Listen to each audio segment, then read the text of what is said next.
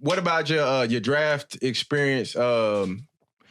Second day guy. Yep. Second day guy. So that was cool, man, because going into the draft, you know, I think that was third, fourth round. Like King said, I probably wouldn't have made some money at the combine. Right.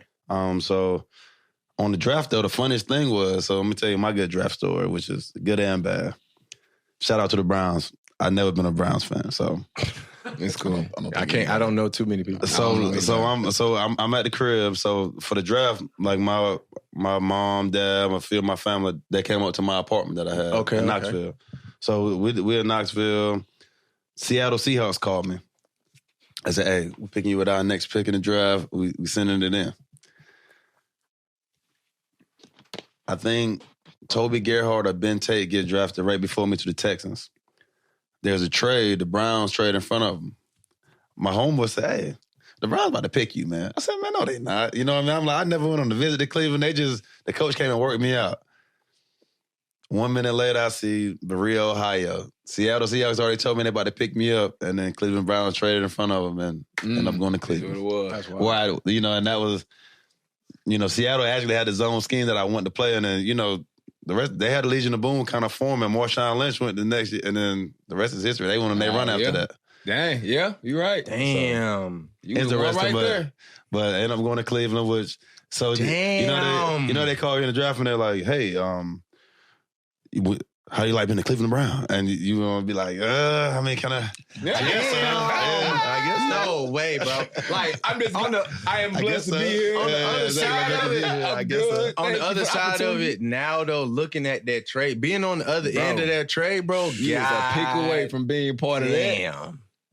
Era. It's a little wild how stuff happens sometimes. A little wild stuff happens. Because it's so much out of your control. Like, right. Ain't nothing you can control any of that. Ain't nothing you can do about it. It was a phone call, man. You ain't know nothing about. Oh, by the way. The Seahawks said they were taking me, bro, but now I'm a Brown. I'm a Brown. That's crazy. Seahawks would pick, I think, 60 or 61. The Browns traded up to pick 59. Okay, well, shit, damn. I mean, look, we get drafted. So, and it's a blessing. Cleveland? It's a blessing. You know what I'm saying? On in Cleveland, look. So I get them like, we got an O-line. We straight. And I tear my ACL rookie year. Yes, that's tough because shit, freshman year, did you play? You get hurt. You played in that preseason game we played against y'all in 2010, huh? I think we played. We played against y'all. I scored. The last game. 2010. The last game. I'm trying to think preseason. It might have been 2010. No. We did play. I was in Philly. We went to Philly. That's what I'm. Yeah, was that? That was. Okay. Yeah. But I remember going in 2011. It was 2011. 2011. 2011. Okay, that's what it was. We went to Philly. I was like recovering from my. So I played like one series next year. Okay, I played like one series or something in that game. Yeah, we went to Philly. Was that the one that you scored in? Or was 2010 you scored in? No, 2010. So the game, the year that I told me I scored in the game. And then I told my ACL the next series, and it was going to just be my last series in the game. And literally, I might start as a rookie of the preseason. That's tough. That's tough. How was it running behind Joe Thomas? You know, everybody here, Joe, like, obviously he's one of the greatest tackles ever played, but like it's, goes down to one of the biggest Joe was a great, I mean, first of all, this man was like a machine as far as hell yeah, his footwork, as far as his sets as a tackle. Mm-hmm. I mean, he was like a machine on that. And this dude literally never got hurt. Right. Yeah. I mean, was like Iron Man on that thing. Right. And he in the run game, he was gonna cover up his guy, but he wasn't he was more a pass protector. Yeah. And in the run game, he was gonna cover his guy, but he was a great teammate because he held you accountable. And Joe was gonna be doing everything on point. So I had Joe Thomas and Alex Mack. Alex Mack was the center. He was a good player. And then was Mitchell Schwartz at right tackle? Schwartz was right. Schwartz a little bit younger, so he came in. Schwartz had like a size 18 shoe. Yeah, big Mitch. Size 22. So I was roommates with his brother. This Jeff shit right here. Him and his brother. Yeah. Joe, like he was Iron Man. He didn't miss a snap until he did. We know the Browns had a whole lot of rough patches, and the seasons wasn't always great, but we always knew it was going to be one solid for that team. We know Joe Thomas was going to be out there blocking his damn ass off. And seeing this stat, he played every snap until week 7, 2017, when he had the tricep injury. I want to say it's his first time he missed, but having the NFL record streak of 10,000 Yeah, over 363 consecutive snaps. He didn't miss a snap until he got hurt, and then he got hurt and he retired. No, I was about to say that was his. Yeah, he tore his tricep because it was against the Titans. Yeah, he tore his tricep, and then that was it. Boy, but arguably one of the biggest. Like you got. He's arguably the best left tackle to ever play the game and never played in a playoff game. Never had a winning season, never played in a playoff game. That's the machine. I'm talking about the work and played every game. The best to ever play his position. Like, because I used to watch him. I try to take little tricks from him being a tackle, but that's why I said him just kind of being in the building, being around him, watching him work. Like, it had to be impressive to see the way he went about his business. I'm just trying to, like, his sets used to be so, like, I used to literally watch, I didn't see it until I got to the league, all the offensive linemen, y'all be in those little boxes. Yeah. And y'all working your sets. Yeah. Bom, bom. Like, he was on point. Either way, he could go right stance, left stance. Like, I'd never seen nobody move like this. And it was like this every time. Like, every practice snap, every time. He gonna meet at a junction point at the right time. His hands were so strong. So he was a machine, man. Shut shit down. One of the best ever. Shutting things down, man. So he was a really good tackle, man. Yeah, bro. Really good teammate too. He was gonna hold you accountable, boy. He was one of the first guys that was gonna teach me about money management because you couldn't do too much flexing around Joe because he was gonna call you out on it. So that was kind of cool, like seeing a guy like that. So he was gonna hold you accountable as well on and off the field. I mean, to Joe's point, it ain't a whole lot to be flexing about over here. Hey, Cleveland, he's like, come on, man. Make your money go home, man. Get to work. Go sit Get down. to work. Do you see me flexing? No, I'm whooping ass and trying to win games out here. Fuck. Hey, what? That Get is your dope. way to go home. Yeah, shout out to Joe, man. Shout out to Joe. Yeah, okay, man. So welcome to the league moment. I mean, shit, you got hurt early. Welcome to the league moment. Cam Chancellor smacked me one game. Oh, shit. Put it up, Faye. Pull it up. Y'all quick, boy. Y'all are quick. Hey. Oh, Lord. I'm stumbling on grass. Baptized. And then Baptized. Stumbling on grass. He did hop. Look at me stumbling on grass for a pop-up second. game got to be on point. Why am but I he stumbling on nothing? Yeah, what? Dipped him. He dipped him. Left him. Where'd the ball go? What was ball at? You said Nah, No, he still had it. He still had it. But so that looked like you asked everybody that was, but the real one was I played against the Titans. Man, you got up fast too. I think he was an old school linebacker. Witherspoon. Yeah, Will Spoon. Spoon. man. My daughter plays with my daughter at Spoon. Vanderbilt volleyball right now. So Spoon, you shouldn't have done me like this. Hey, man. bro, he got a big. I'm like a rookie. Yeah, he got one of them linebackers with a big ass head. He got a big ass head. Yeah, he got Caught me on the sideline. He got a big ass head. Caught me on the sideline. I caught a screen pass or I caught a swing pass. Caught me on the sideline. Boom. So I try to jump up like that. Yeah. My leg slipped. Ooh. Leg slipped. Not the stanky leg. My coach laughing at me though. Oh, no. My coach is Gary Brown. Shout out Gary Brown, man. Great coach. He passed a couple years back. He was at Wisconsin, but GB laughing at me. Yeah, I'm like, man. You know now it's a concussion. They're gonna be sending you to the tent. But back then he like, well, you all right? 3 plays later, I'm back in the game. But that was really my welcome. Like Witherspoon smacked me. Smacked me on the sideline. So Spoon got me early, man. Shout out to Spoon. Good. Yeah, his daughter and my daughter, they play volleyball together right now. Yeah, he was with the Titans. I'm about to say, Faye over there looking for the clip. Yeah, you can see it. Look, you see it working. Yeah, nah, you ain't gonna find that one. You ain't gonna find that. It was like one of those delayed. It was like after. So you just the clip already happened, and so if you find that, you nice with it. Man, you just wait. You just wait. We gonna keep on podding. We gonna keep on podding. Be in between looking for shit. Yeah, it'll be up by the time we get done. Like, damn, we lost Faye, huh? Nah, he just over there searching and shit. Yeah, leave. Keyboard back there going to work. Oh man, so you had that first season, you end up on IR, of course, tearing your ACL, and then come back for that next season. What was it like? Coming back from an injury and trying to get back into that rotation. What was that like? It was tough, though, man, because, I'm a stats guy. I like to read different things like that. So I like to read regular, Rich Dad, Poor Dad, self-help book. But also I'm a stats guy, like just looking as a rookie. How many guys, didn't finish their rookie contracts because of what reasons?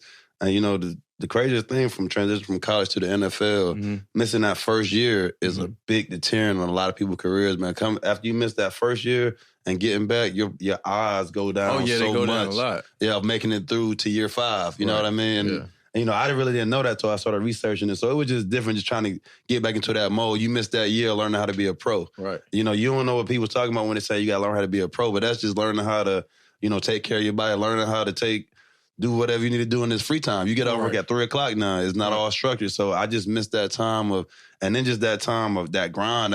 Competition. Now I got a year under my belt. I know how the league work. And then, that's when the lockout happened. Oh, yeah. The lockout happened during my injury. So now I can't even go back into the building. I got to go back to UT and rehab a little bit. So that's tough. And then, now I'm coming back in this training camp, but I'm still kind of recovering from my injury. So that was, we just brought Peyton Hillis in and all these type of things. So it was a kind of, and I felt trash coming off this knee injury. So in college, man, I tore my right ACL, and it was just a clean ACL tear. Yeah.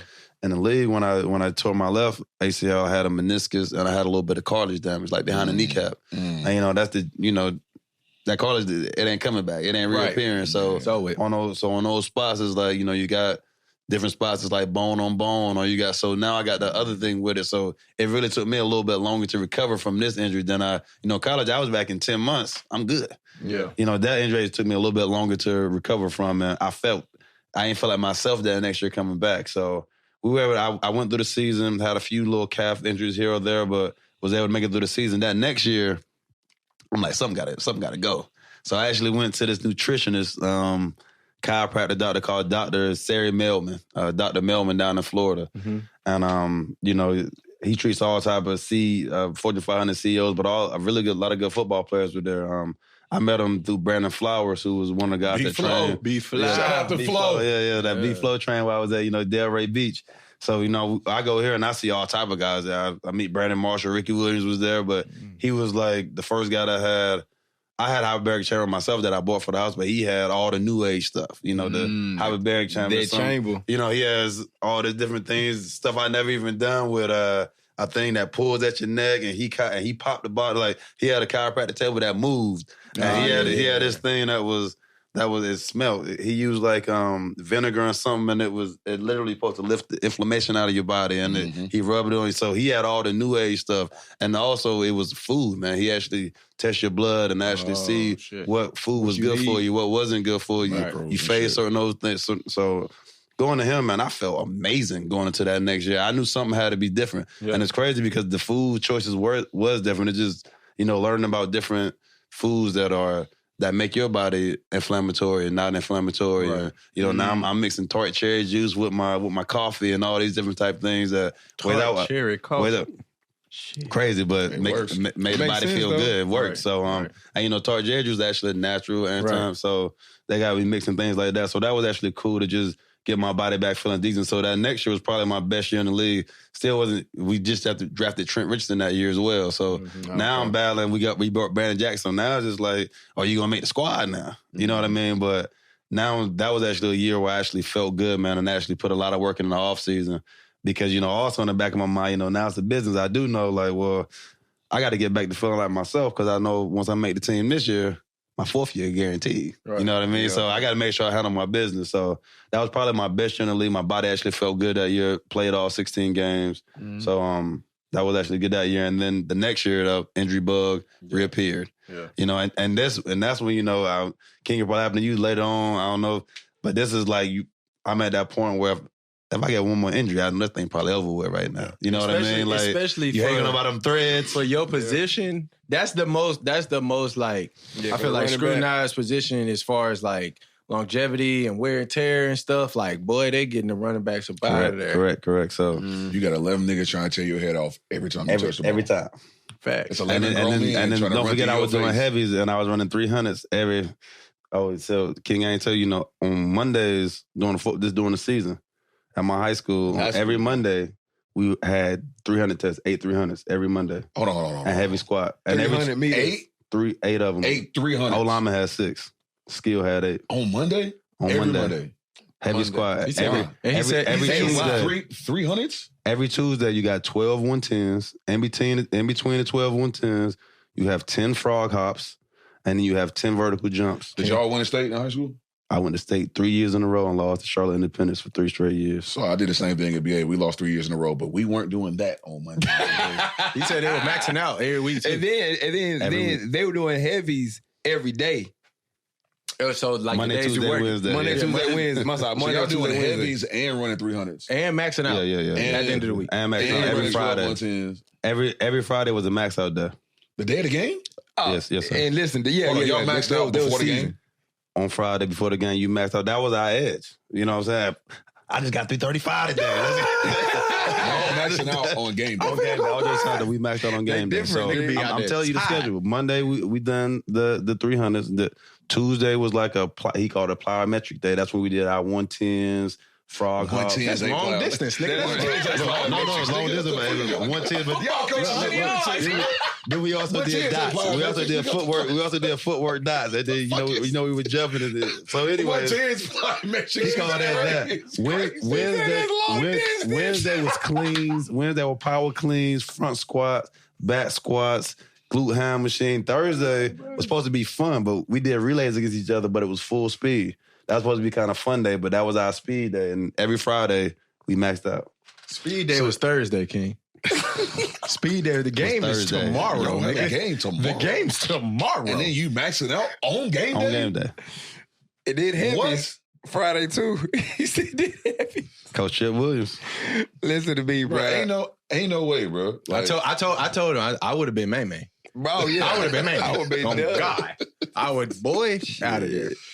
He said they went to state championship 3 games. I mean, we went. So I went 3 years. Ended up going like 4, 5, 6 in a row. We lost. So we lost my sophomore, my junior, my senior year. We went 3 years in a row. We lost every year in the state championship game like that. So I know how that. Team? I know how that goes. No, NBA twice. Team? So NBA got us my junior year. NBA my sophomore year. Okay, hold on. We got Macaulay my junior year, and then we lost NBA again my senior year. Yeah. So all right. Fuck NBA. I still don't like that. All my athletic career, nigga. The one thing I'm still mad about to this day is not having the state championship. And me too, man. Man.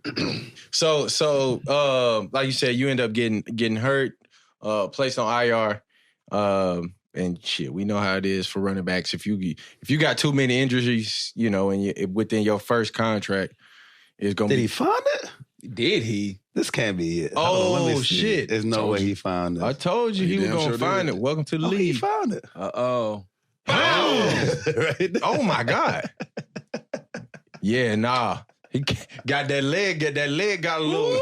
That leg got a little. He looking everywhere. He was like, "Which one of y'all hit me? Which one of y'all hit me? Wow. Which one of y'all niggas hit me? That leg.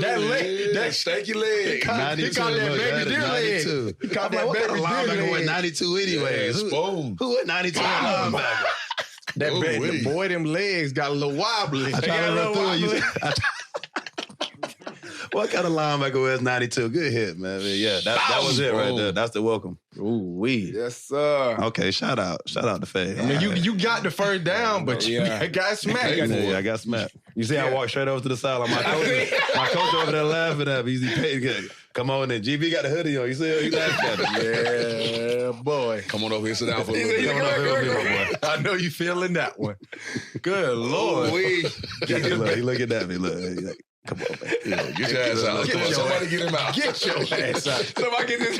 Get your ass out the game, man. Oh man.